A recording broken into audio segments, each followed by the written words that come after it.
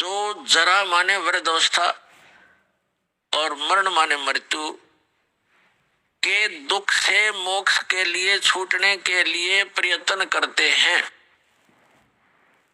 जो ते ब्रह्म तत्व विदु कृष्णम अध्यात्म अखिल च कर्मम।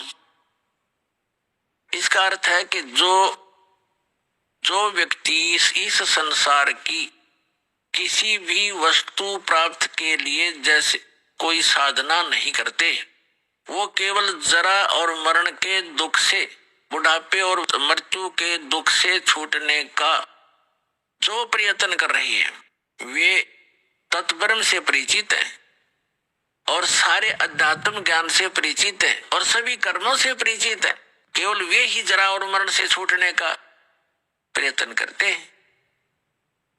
अपने आत्माओं, जब हमें ये ज्ञान होगा कि जैसे दास आज का जो सत्संग आपको सुना रहा है, यही उद्देश्य है कि जिस लोक में आप रह रहे हो, ये लोक ठीक नहीं। यहां तो आपको पल पल पीड़ा का सामना करना पड़ता है और परमात्मा कहते हैं कि तन दर सुखिया कोई न देखा, जो देखा सो दुखिया हो, और उदय अस्त की बात करे मन सबका किया विवेका हो। देखो, निर्धन तो वैसे ही दुखी है, उसको तो सारे ही कष्ट उठाने पड़ते हैं, भूख से भी परेशान, कपड़े वस्त्र मकान भी नहीं।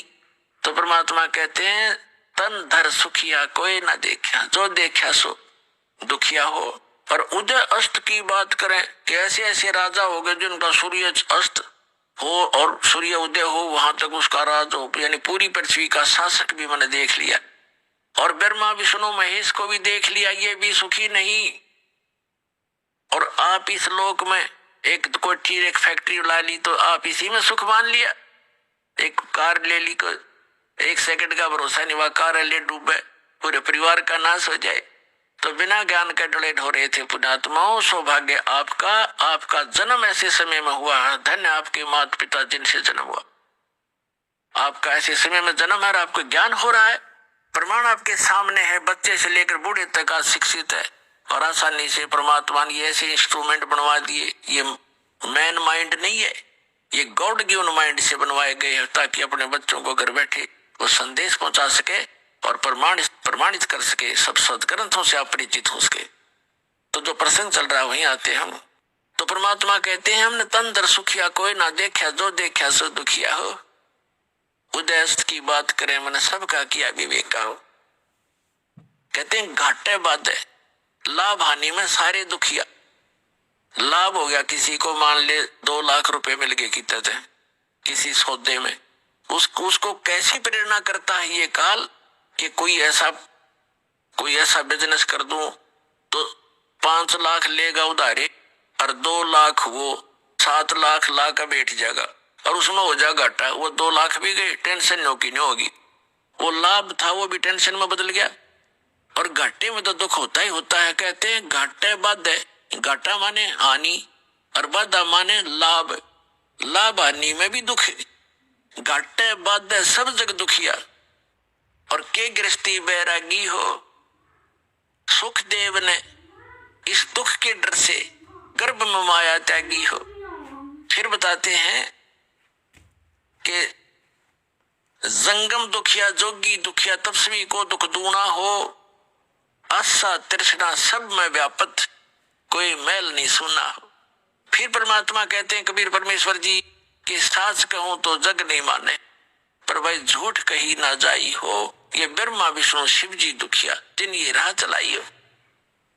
अपने आज से 600 वर्ष पहले कोई ये कहे कि ब्रह्मा विष्णु महेश नासवान है, ब्रह्मा विष्णु महेश महादुखी हैं, तो सिर फुड़वाने वाली बात थी।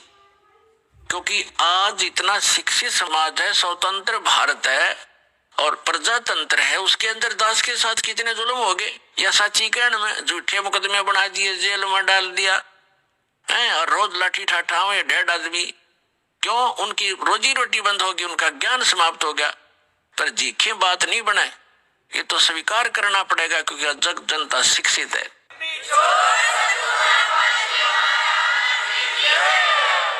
600 वर्ष पहले ये बातें कहा करते परमात्मा के साथ, कैसे कह तो लेते कबीर जी की कभी आने वाले समय में आपको सुनाएंगे वो कहानी। परमात्मा ने हमें 600 वर्ष पहले ये जानकारी देना चाहा था, जो दास उन्हीं की दी हुई आज आपके रूबरू कर रहा हूं और सदग्रंथों से मेल कर रहा हूं कि सदग्रंथों में भी लिखा था और भगवान भी बताया करते थे।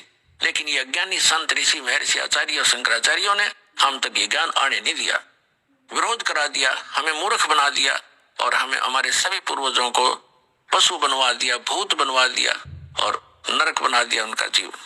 अब जैसे श्री देवी भागवत प्रथम स्कंद में सचित्र मोटा टाइप गीता प्रेस गोरखपुर से प्रकाशित पे व्यास जी पूछ रहे हैं नारद जी से। नारद जी बता रहे हैं कि मेरे पिता ब्रह्मा जी ने देखा कि विष्णु जी हठ योग कर रहे थे, समाधि लगाए बैठे थे। ब्रह्मा जी ने पूछा विष्णु जी से कि आप तो सर्वेश्वर हो, आप तो सारी उत्पत्ति करता हो, सबके मालिक हो, आप किसकी भक्ति कर रहे हो? तो विष्णु जी कहते हैं कि मैं अधिक समय तक ज्यादातर मैं तप करता हूं, तप के बाद फिर मैं राक्षसों को मारने में लगा रहता हूं, उनके साथ युद्ध करता हूं। कुछ थोड़ा बहुत समय मिलता है तो लक्ष्मी जी के साथ सुखपूर्वक समय बिता पाता हूं। और फिर कहते हैं मैं देवी की पूजा करता हूं, देवी की, दुर्गा की। और मेरे स्पिरिचुअल नॉलेज में, मेरे अध्यात्म ज्ञान में जितना मुझे ज्ञान है, इस देवी से ऊपर कोई भगवान नहीं। तो इससे ये सारा कंसेप्ट क्लियर हो गया। ना नारद जी ने ज्ञान, ना व्यास जी को ज्ञान, ना ब्रह्मा जी को ज्ञान और ना विष्णु जी को ज्ञान। और विष्णु जी कितने सुखी, कहते पहले तप करता हूं, बैटरी चार्ज करता है, सिद्धियां प्राप्त करके फिर राक्षसों से लड़ता है, वो सिद्धियां भी समाप्त हो जाती है, फिर तप करना पड़ता है। और थोड़ा बहुत समय मिलता है तो थोड़ी बहुत देर लक्ष्मी के पास बैठ उठ लेता हूं, नहीं तो फिर यही क्रिया में लगा रहता हूं। तो खाक सुख है। और श्री कृष्ण उर्फ श्री रामचंद्र जी यहाँ आए थे पृथ्वी पर, उनका एक पल भी सुखी नहीं। बचपन से ही विवाह होते ही वनवास हुआ, सीता का अपहरण हुआ, रावण के साथ लट्ठम लट्ठा। आते ही सीता वापस ले आए, करोड़ों आदमी मरवा के। आते ही फिर घर से निकाल दी गर्भवती पत्नी, पति बच्चे कहीं, आप कहीं, वो जीव सुखी नहीं हो सकता चाहे कितनी बात बनावे। जिसका परिवार कहीं जंगल में पता नहीं वो मर रहा है या भूखा है या प्यासा है, और स्वयं से राजा के राष्ट्रपति बन जा। वो तो एक योद्धा के राजा थे, छोटे से टुकड़े गए। उसके बाद श्री कृष्ण रूप में जन्मे। श्री कृष्ण का जीवन देख लो, कहां सुखी हुए। जेल में जन्म हुआ, मामा दुश्मन बन गया, कभी कहीं छुपाया उनको, कभी कहीं छुपाया।